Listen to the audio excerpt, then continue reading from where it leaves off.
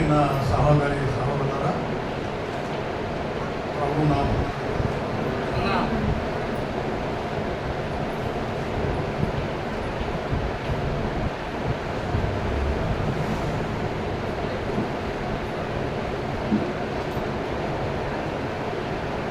దేవుని మహాకృప వలన మరొకసారి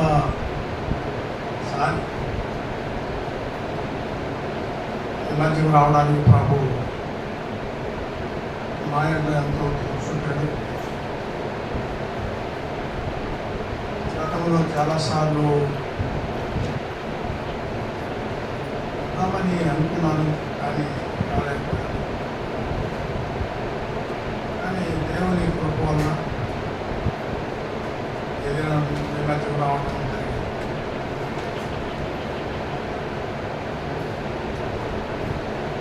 ప్రభువు నన్ను బలపరిచిన దాన్ని బట్టి నేను ఈ మధ్యకు రాగలిగాను. కనుక కొన్ని నిమిషాలు దేవుని వాక్యాన్ని చూస్తాను. దేవుని మాట్లాడుతున్నా.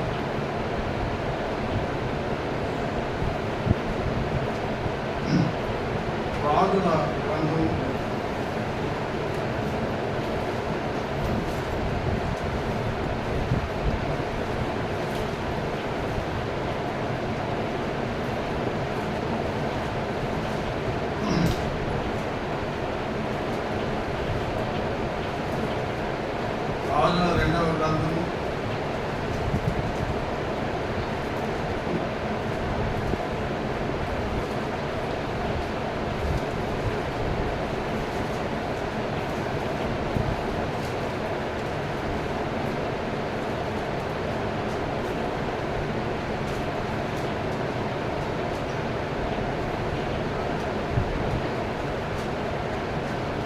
2వ గ్రంథము 6వ అధ్యాయం.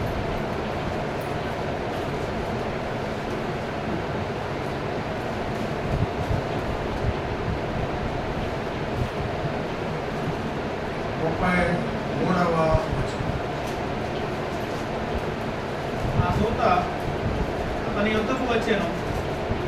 అంతటా రాజు, ఈ కీడు యెహోవా వలనైనది, నేను ఇక ఎందుకు యెహోవా కొరకు కనిపెట్టి ఉండవలెనను. మరో మాట కూడా యోబు గ్రంథం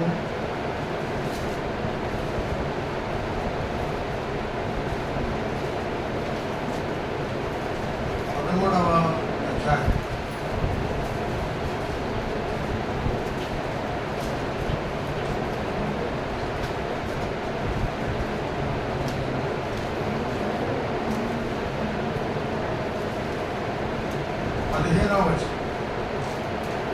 ఇదిగో, ఆయన నన్ను చంపినను నేను ఆయన కొరకు కనిపెట్టుచున్నాను.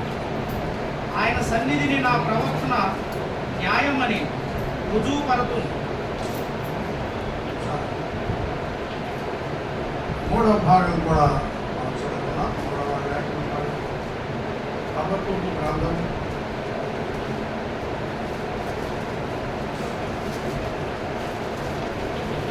2వ అధ్యాయం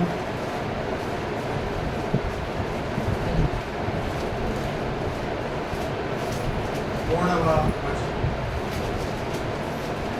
ఆ దర్శన విషయము నిర్ణయకాలమున జరుగును. సమాప్తముటకై ఆతురపడుచున్నది. అది తప్పక నెరవేరు. అది ఆలస్యంగా వచ్చినను దాని కొరకు కనిపెట్టుము. అది తప్పక జరుగును. జాగు చేయక వచ్చును.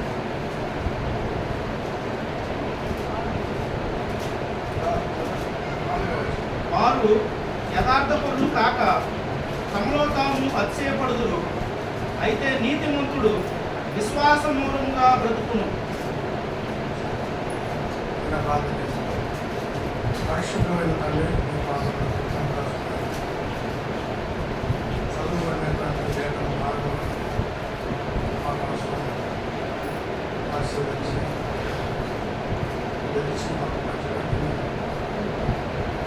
మాకు నిర్వహించిన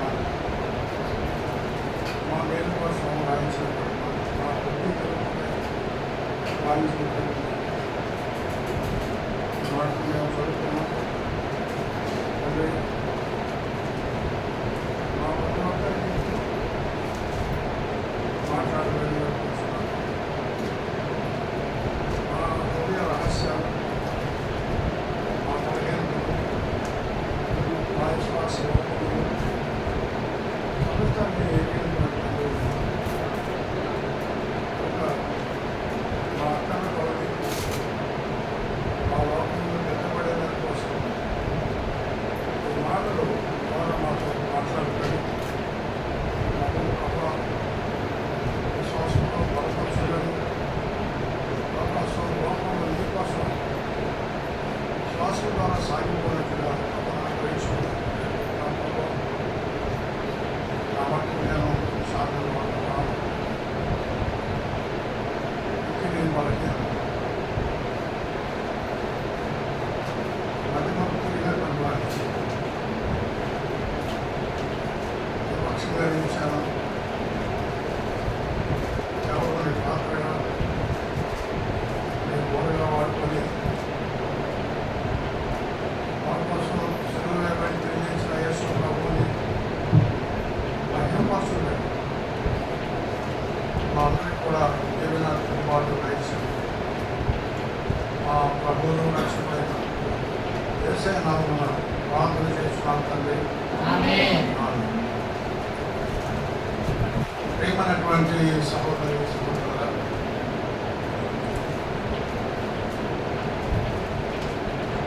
ఎరిగిన వాడు అన్నటువంటి మాట, ఎరగనటువంటి వాడు అన్నటువంటి మాట, ఈ రెండు మాటలలో ఎంత వ్యత్యాసం ఉన్నదో మనకి ఇట్లే అర్థమైపోతుంది. ఒక వ్యక్తి, ఒక రాజు ఈ మాట అన్నాడు, ఈ కీడు యెహోవా వలన కలిగింది, నేను ఎందుకు కనిపెట్టాలి, నేనెందుకు కనిపెట్టాలి, లేక నేనెందుకు విశ్వాసం ఉంచాలి, నేనెందుకు దేవుణ్ణి నమ్ముకోవాలి. యెహోవాయే కీడు చేశాడు కాబట్టి ఇక నేను దేనికోసం కనిపెట్టాను.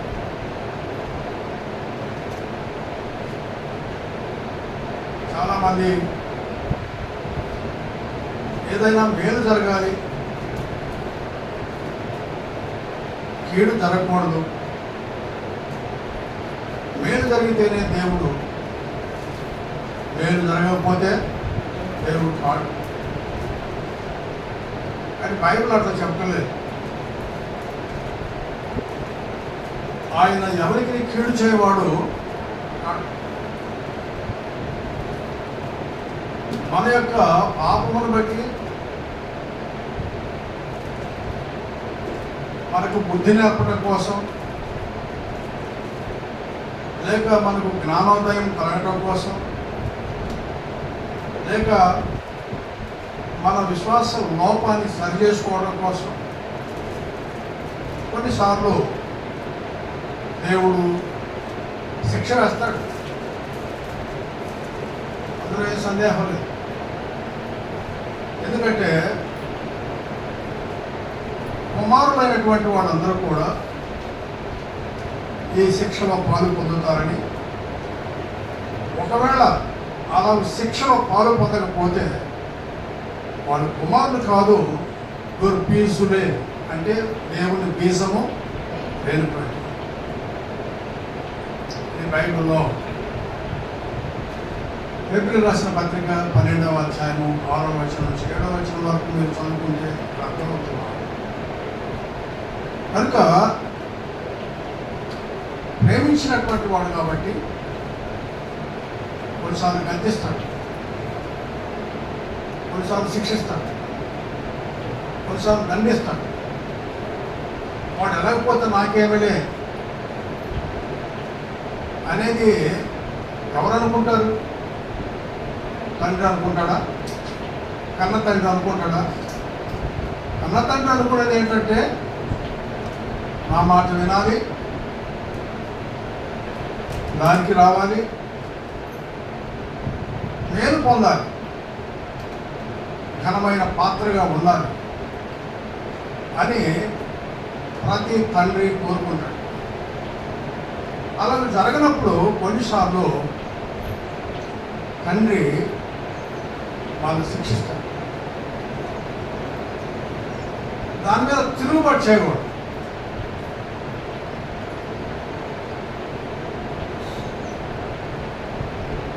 దాని మీద మనం తిరుగుబాటు చేయకూడదు. మన లోపం ఏమిటో, మన బలహీనత ఏమిటో, మనకు ఎందుకు ఈ విధంగా శిక్షింపబడ్డామో, ఎందుకు దేవుడు మనకి శిక్ష వేశాడో అనేది మనం తెలుసుకోవాలని, మన దారికి రావాలని దేవుడు కోరుకుంటాడు. కనుక ఈ రాజు, ఇశ్రాయేలు రాజు వాటన్నింటి గురించి ఏమీ ఆలోచన చేయలేదు. ఎందుకంటే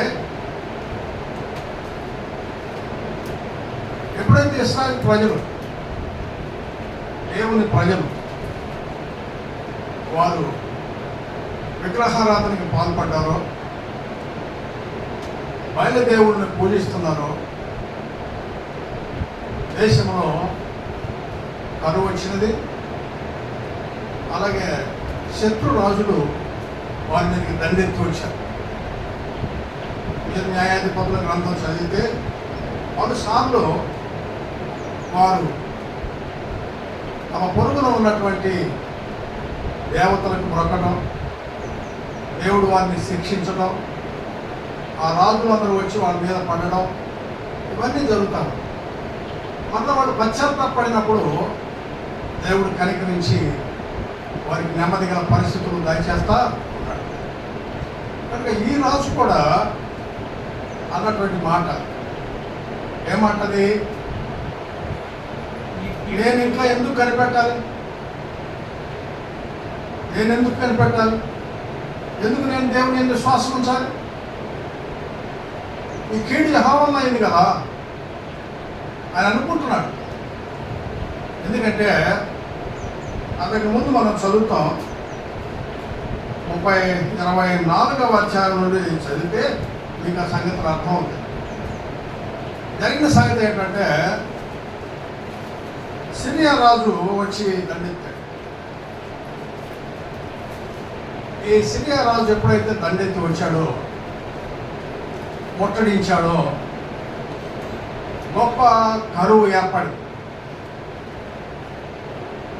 ఎందుకంటే బయట సరుకు లోపలికి రావడం లేదు, లోపల సరుకు బయటికి పోవడానికి లేదు.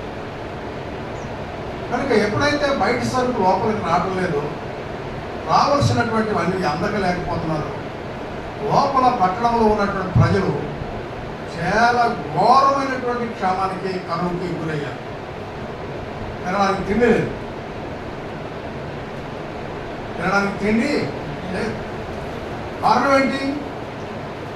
శత్రువులు చుట్టుముట్టారు. పట్టణం చుట్టూ శత్రు సైన్యం కాచుకొని ఉంది. బయటికి వస్తే చంపాలి, నాశనం చేయాలి. బయట వాళ్ళు లోపలికి రావడానికి లేదు. ఇక్కడికి ముట్టడి వేయబడింది. ఎందుకు ఇట్లా ముట్టడి వేయబడింది? దేవుడు వాళ్ళకి బుద్ధి చెప్పాలనుకున్నాడు. సిరియా రాజును రప్పించాడు. ఈ సిరియా రాజు వచ్చి ఆ పట్టణాన్ని ముట్టడి. అందువల్ల గొప్ప కరువు ఏర్పడింది. ఎంత కరువు అంటే బిడ్డల్ని భక్షించుకుని వండుకొని తినేంత కరువు ఏర్పడింది. సామాన్యంగా కన్న బిడ్డలను ఎవరు చంపుకొని వండుకొని తినడం ఇదొక శాపం. అలాంటి మనస్సు దేవుడు వాళ్ళకి కలుగు చేశాడంటే ఇది ఏంటిది? చెప్పండి. శాపం అండి, శాపం. లేకపోతే కన్న బిడ్డని వండుకొని కడుక్కొని తినంత దౌర్భాగ్యకరమైనటువంటి స్త్రీ ఉంటుందా? దానిపట్ల ఎవరు ఉండరు. కనుక అలాంటి శాపకరమైనటువంటి పరిస్థితుల్లో ఉన్నారు వాళ్ళు. ఒకరోజు రాజుగారు గోడ మీదుగా నడిచిపోతారు, ప్రహరీ గోడ మీదుగా నడిచిపోతా ఉన్నాడు. నడిచిపోయినప్పుడు ఇద్దరు స్త్రీలు రాజుగారి దగ్గరికి వచ్చి ఇలా విన్నపం చేశారు. ఏంటి మీ సంగతి? ఏమి లేదయ్యా, నిన్నటి దినాన నా బిడ్డను వండుకొని తిన్నాము, ఈరోజు తన బిడ్డను ఇవ్వమంటే ఇవ్వనంటుంది అని చెప్పి ఆ ఇద్దరు స్త్రీలు కూడా రాజుగారి దగ్గర కంప్లైంట్ చేశారు. ఆయన అన్నాడు, యెహోవా ఇవ్వన్నది నేనే తీసుకొచ్చిన వాళ్ళు, దేవుడే ఇవ్వకపోతే నేను ఎక్కడ తీసుకొచ్చేవాళ్ళు? పంట లేదు, గానుగుల నూనె లేదు, ఎవరు కానీ గోధుమలు కానీ లేవు. ఇలాంటి పరిస్థితుల్లో మరి పట్టణం కూడా చుట్టుముట్టబడింది. ఈ పరిస్థితుల్లో నేను ఎక్కడ తీసుకొచ్చేవారు అని రాజుగారు మాట్లాడారు. ఏం చేయాలి? ఇలాంటి భయంకరమైనటువంటి పరిస్థితుల్లో ఆయన ఆ మాట అన్నాడు. ఏమాట?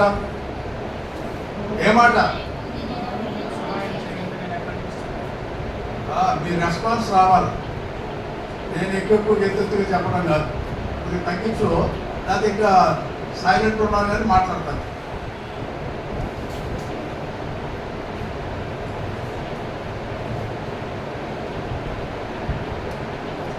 కనుక రాజుగారు విశ్వాసాన్ని కోల్పోయి లేక విశ్వాసం లేకుండా అన్నటువంటి మాట. ఏమాట అన్నాడు? నేను ఎందుకు కనిపెట్టుకోవాలి? మనలో చాలామంది అలాంటి పరిస్థితికి దిగజారు. మేలు జరగకపోతే, అనుకున్నది జరగకపోతే, రోగం నయం కాకపోతే ఎందుకు నేను కనిపెట్టాలా?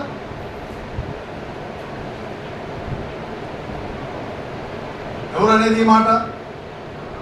విశ్వాసం ఉన్నవాడా లేనాడా? చెప్పండి మీరు. లేను. ఎరిగినవాడా ఎరగనవాడా?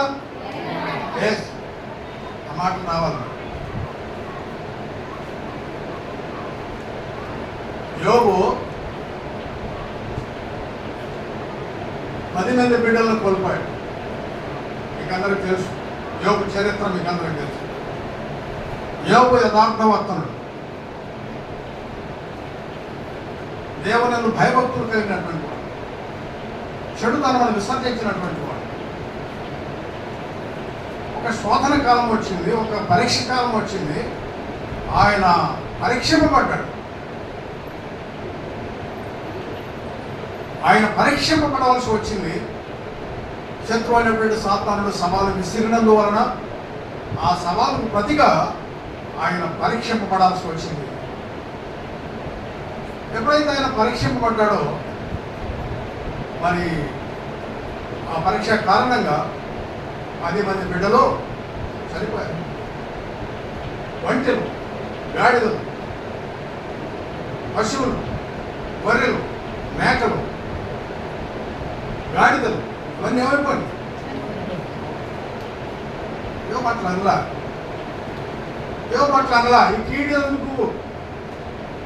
ఈ కీడు వల్ల ఇంకా నేను ఎందుకు కనిపెట్టాలి దేవుడికి? ఇది యెహోవా వల్ల కలిగింది కీడు అని అన్నాడా? మరి ఏమన్నాడు? యెహోవా ఇచ్చను, యెహోవా అద్భుతమైన చక్కని మాట. యెహోవా ఇచ్చను,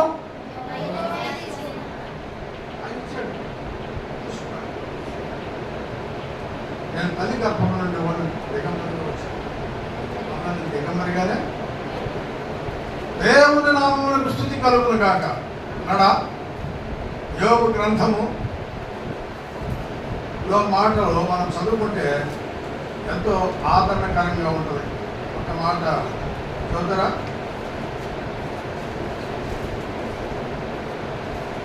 1వ అధ్యాయము 21వ వచనం. నేను నా తల్లి గర్భంలో నుండి దిగంబరినే వచ్చి తిని దిగంబరినే అక్కడికి తిరిగి వెళ్ళేదను. యెహోవా ఇచ్చెను, యెహోవా తీసుకొని పోయాను. యెహోవా నామమునకు స్తుతి కలుగును గాక. ఎంత మంచి మాట. చాలాసార్లు మనకి కోపం వచ్చినప్పుడు దేవుడిని తిడతాం. మేమే కనబడ్డామా? తరలేదా? బైబిల్లో ఉన్నాయి ఆ మాటలన్నీ. ఇవన్నీ వివరించే చెప్పాలంటే కష్టం. సారీపతు విధవరాలు స్త్రీ ఆ మాట అన్నది. ఏమయ్యా, మా బిడ్డే కనబడ్డా? నీకు ఆహారం పెట్టాను కదా, నా బిడ్డ చనిపోయాడు. ఇప్పుడు దైవజన్ అని చెప్పి నిన్ను చేర్చుకున్నందుకే ఇప్పుడు నా పాపాన్ని జ్ఞాపకం చేసి నా బిడ్డను చంపుతావా? ఎవరు? సారీపతు. ఎంతో మంది బైబిల్ సంగతులే మాట్లాడుతున్నారు. మనకు మేలు కలిగినప్పుడు దేవుడు గొప్పవాడు, దయగలవాడు, ప్రేమ కలిగినవాడు, ఆదరించేవాడు, ధైర్యపరిచేవాడు అని మనం చెప్పు. ఏదైనా నష్టం జరిగితే ఎందుకు ఈ నష్టం జరిగిందని మనం ఆలోచన చేయం. ఎందుకు ఇక్కడ జరిగిందని చెప్పి ఆలోచన చేయం. దేవుడు నన్ను ఈ విధంగా శిక్షించడానికి కారణం ఏంటి? నాలో ఏమైనా లోపం ఉన్నదా? నా విశ్వాసంలో ఏమైనా లోపం ఉన్నదా అనే సంగతి మనం ఆలోచన చేయకుండా మొట్టమొదటిగా దేవుడి మీదనే మనం నెపం వేసి ఆయన నిందిస్తాం. కానీ యోగు చేశాడా? యెహోవా నామమునకు స్తుతి కలుగును గాక అని చెప్పాను. మరొక మాట కూడా అన్నాడు ఆయన. చదువుకున్నాం ఇప్పుడే మనం 13వ అధ్యాయము 15వ వచనం.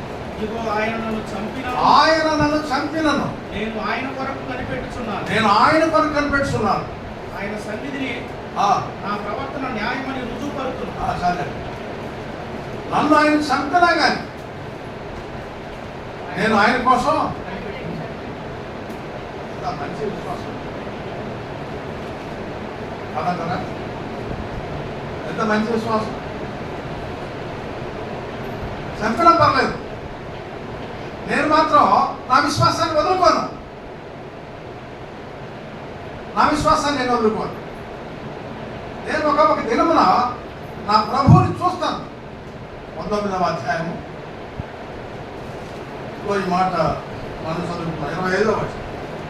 అయితే నా విమోచకుడు సజీవుడనియు తరువాత ఆయన భూమి మీద నిలుచుననియు నేను ఎరుగుదును. ఇలాగ నా చర్మము చీకిపోయిన తర్వాత శరీరముతో నేను దేవుని చూచెదను. నా మట్టుకు నేనే చూచెదను. నేను చచ్చిపోయినా కానీ దేవుడిని చూస్తాను. ఎక్కడ చూస్తాడు? మహిమలో చూస్తాడు. ఆయన శరీరం పోయింది, మహిమగల శరీరాన్ని దాచుకుంటాడు. ఒక రోజున ప్రభు నాకు కనబడతాడు. ఆయన నేను చూస్తాను కళ్ళారా, శరీరం లేకుండానే చూస్తాను. భూమి మీద నా విమోచకుడు. అద్భుతమైనటువంటి మాట ఇది. ఎరిగిన వాడి మాట, విశ్వాసం ఉంచినటువంటి వాడి మాట.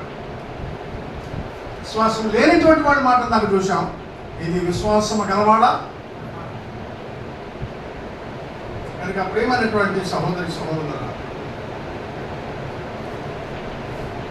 మనమందరం కూడా దేవుని ఎరిగినటువంటి వాడు. ఎవరు మనం? దేవుని ఎరిగినటువంటి వాడు.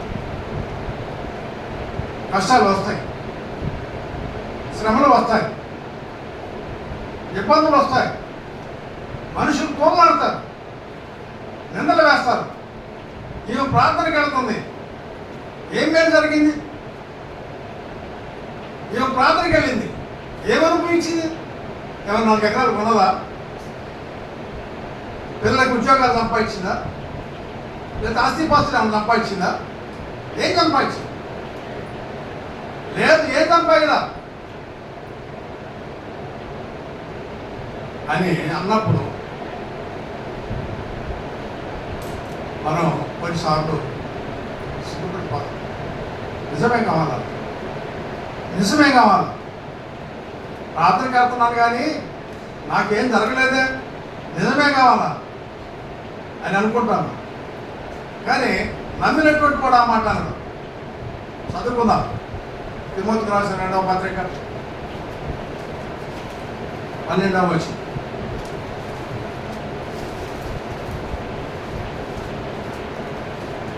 తిమోతికి రాసిన 2వ పత్రిక 1వ అధ్యాయం 12వ వచనం.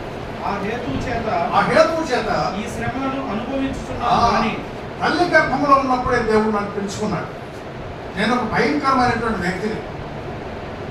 మతములో ఉండి దేవుడిని ఎరగక, దేవుడు అంటే తెలియక, ఆ యెహోవాయే దేవుడు దేవుడు అని చెప్పి అనుకున్నాను. కానీ యేసు ప్రభు దేవుడు అని చెప్పి నేను అనుకోవాలి. కనుక ఈ మార్గంలో ఉన్నటువంటి పురుషులు కానీ స్త్రీలను కానీ హింసించి మరణం వరకు హింసించాను. వాళ్ళని చంపడానికి ప్రయత్నం చేశాను. కానీ తల్లి గర్భంలో నుండి పడక మునిపై నన్ను ఏర్పాటు చేసుకున్నటువంటి ఆ ప్రభువు దమస్కు మార్గంలో నేను ప్రయాణం చేసేటప్పుడు నన్ను దర్శించాడు. నాతో మాట్లాడాడు. నువ్వెవడో ప్రభువా అని చెప్పినప్పుడు నువ్వు హింసిస్తున్నా యేసునే నాతో మాట్లాడాడు. అప్పుడు నేను తెలుసుకున్నాను, ఓహో ఈయనే దేవుడు, ఈయనే మెస్సియా, ఈయనే దేవుని కుమారుడు, ఈయనే ఆ మహాదేవుని ప్రత్యక్షపరిచింది, ఆత్మస్వరూపమైనటువంటి దేవుడిని ప్రత్యక్షపరిచింది ఆయనే. ప్రభువైనా అంత నాకు తెలియలేదు. ఇది మర్మముగా ఉంచబడింది. ఈ మర్మాన్ని నేను తెలుసుకోలేకపోయాను. దేవుడు ఆత్మస్వరూపి. అందరు కాదంటారా? ఎవరును ఎప్పుడు చూడలేదు అని బైబిల్లో రాయబడింది. నేరడు కూడా. ఆత్మ ఎట్లా కనపడతాడా? ఆత్మ కనపడతాడా?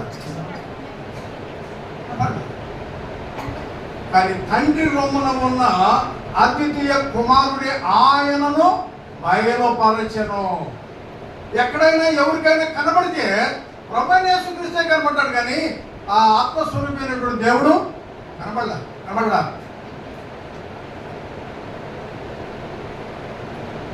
మోషేతోటి అగ్నిజ్వాలంలో ప్రత్యక్షమని మాట్లాడాడు. రూపం కనపడిందా?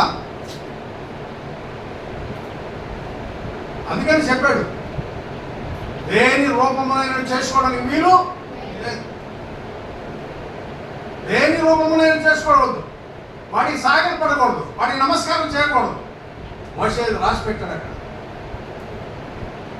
కానీ తండ్రి రూమున ఉన్నటువంటి అద్వితీయ కుమారుడైన క్రీస్తు ప్రభు మాత్రమే ఆయనను బయలుపరచెను. ఎక్కడ పడ్డా కనపడింది ఆయనే. కనుక దమస్కు మార్గంలో ప్రయాణం చేసేటప్పుడు పౌలుకి కనబడింది ఎవరో? ప్రభు అయినా ఈయనే దేవుడు.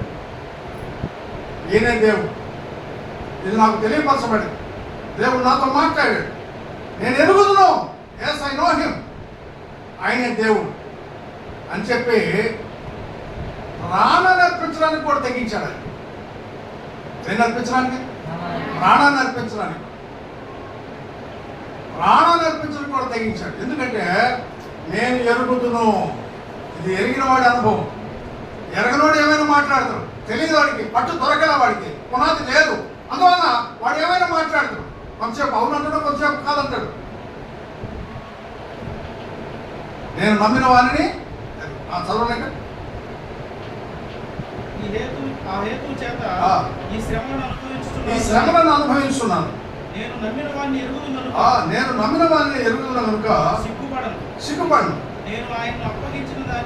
నేను నాకు ఆయన అప్పగించిన దానిని రాబోచున్న ఆ దినం వరకు ఆయన కాపాడగలరని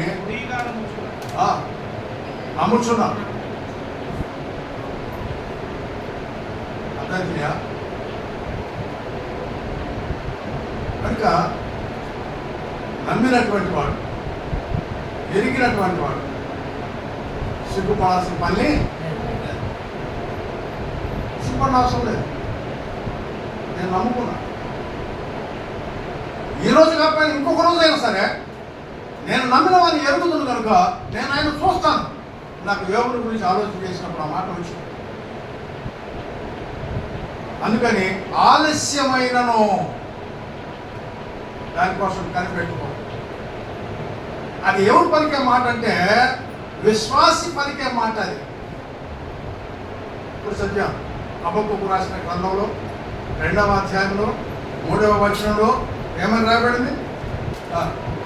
చదవాలి. ఆ దర్శన విషయము నిర్ణయ కాలంలో జరుగును. సమాప్తమొకటికై ఆతురపడుచున్నది. అది తప్పక నెరవేరు.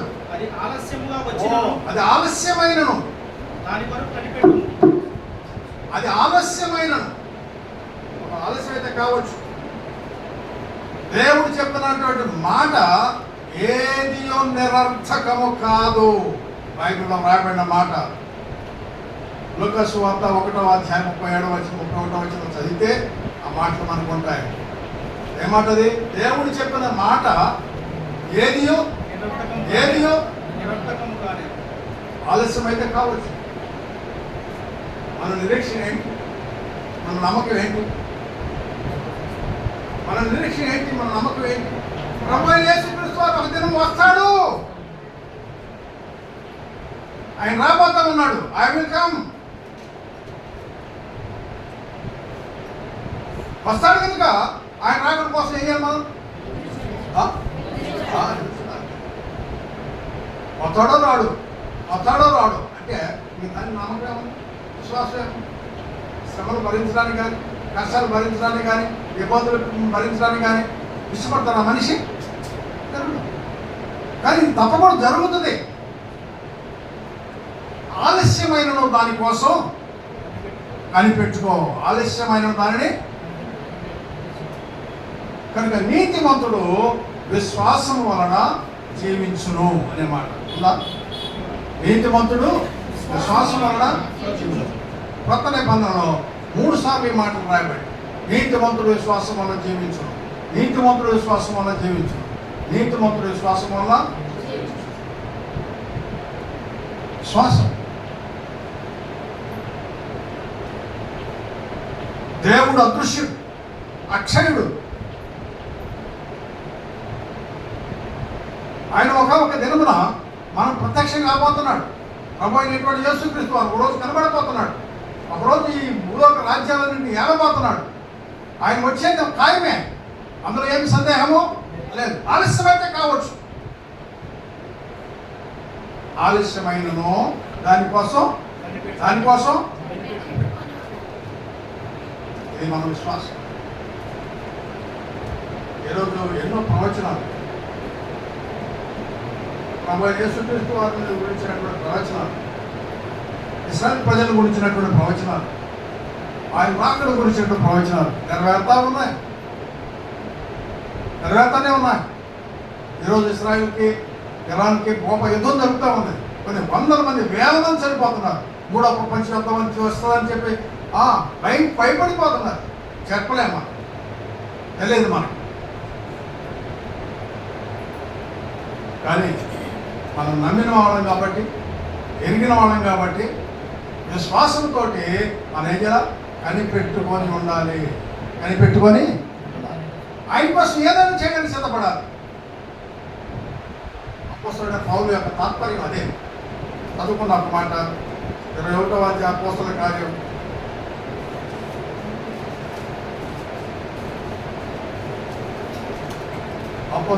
21వ అధ్యాయం.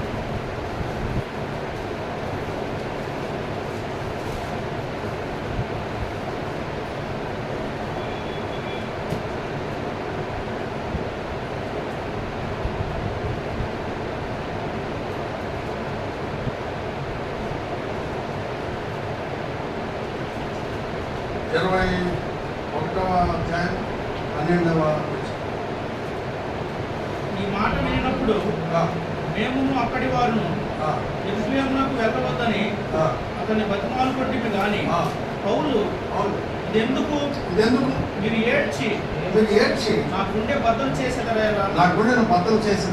నేనైతే ప్రభువైన యేసు నామం నిమిత్తము నేను ప్రభువైన యేసు నామము నిమిత్తము యెరూషలేములో బంధింపబడుటకు మాత్రమే కాక చనిపోవుటకును సిద్ధముగా ఉన్నానని చెప్పాను. అతడు ఒప్పుకొనందున మేము ప్రభు చిత్తము జరుగును గాక అని కనుక ప్రేమైనటువంటి సహోదరి సహోదరులు, ప్రభు అయినటువంటి యేసుక్రీస్తు వారు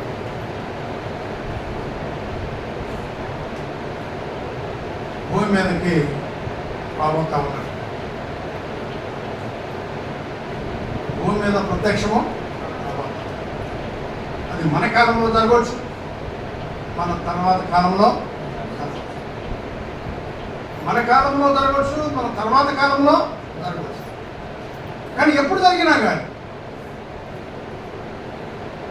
మనం ఆయన కోసం నిలబడి ఉండడమే ముఖ్యమైన సంగతి. ఆయన కోసం కనిపెట్టుకుని ఉండడమే ముఖ్యమైనటువంటి సంగతి.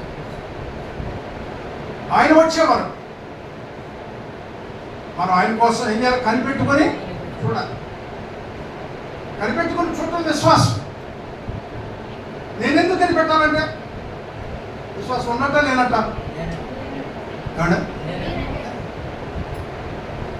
కనుక విశ్వాసము ఉన్నటువంటి వాడు, విశ్వాసము లేనటువంటి వాడు రెండు డిఫరెంట్గా కనబడుతున్నాయి, విరుద్ధంగా కనబడుతున్నాయి.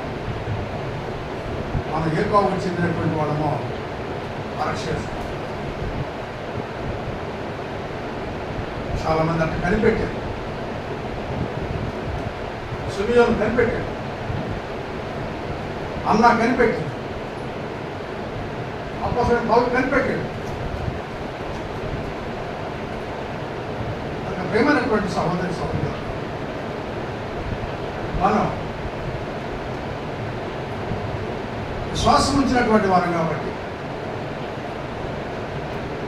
కనిపెట్టి చూడవలసినటువంటి అవసరత ఎంతైనా ఆయన వస్తాడని చెప్పి అన్నప్పుడు మనం ఆయన కోసం నిరీక్షించినప్పుడు ఇది నిజమే అని అన్నప్పుడు ఆయన కోసం ఏదైనా చేయడానికి ఇష్టం. ఆయన కోసం ఏదైనా చేయడానికి ఇష్టం. దేవుడు మనకు బాధ్యతలు వారాన్ని అప్పగించాడు. అలాగ అప్పగించినప్పుడు మనం ఎన్ని కష్టాలు వచ్చినా కానీ, ఎన్ని నష్టాలు జరిగినా కానీ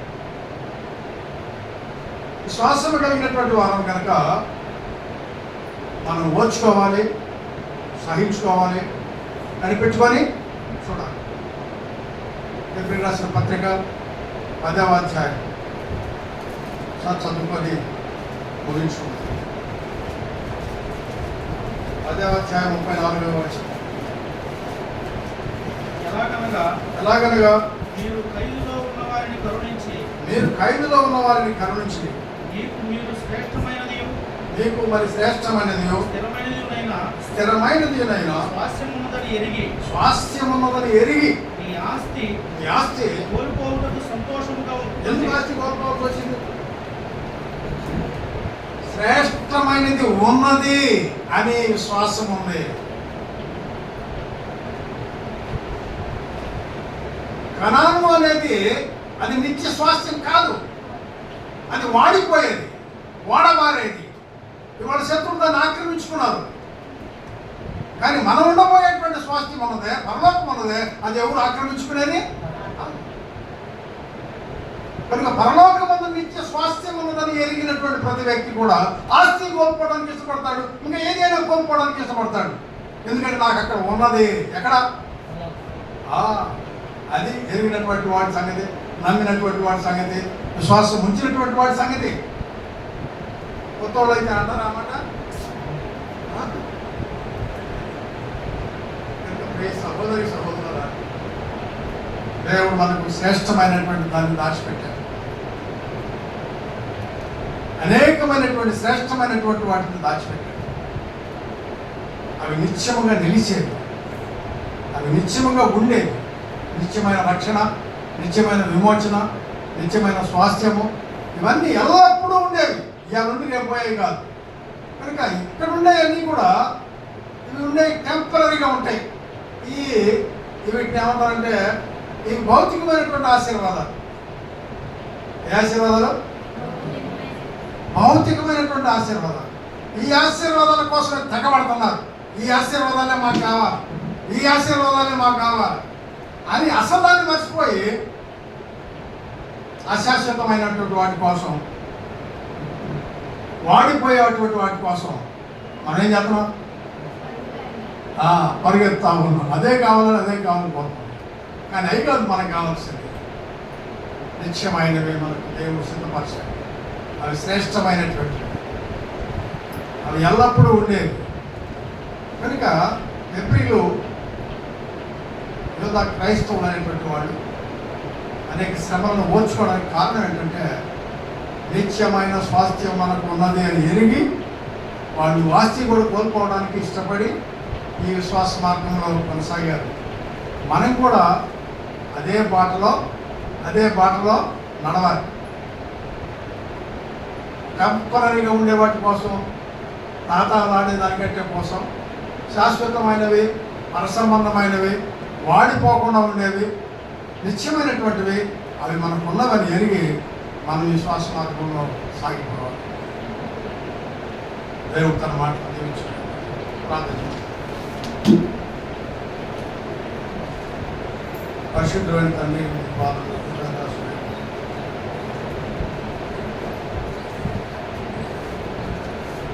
జీవముడైనటువంటి మాటలు మాకు అందించారు. మా విశ్వాసాన్ని బలపరిచే మాటలు మాకు అందించారు. ఆలస్యమైనా పర్లేదు, దానికోసం కనిపెట్టుకో. నీతిమంతుల విశ్వాసం వల్ల జీవించు.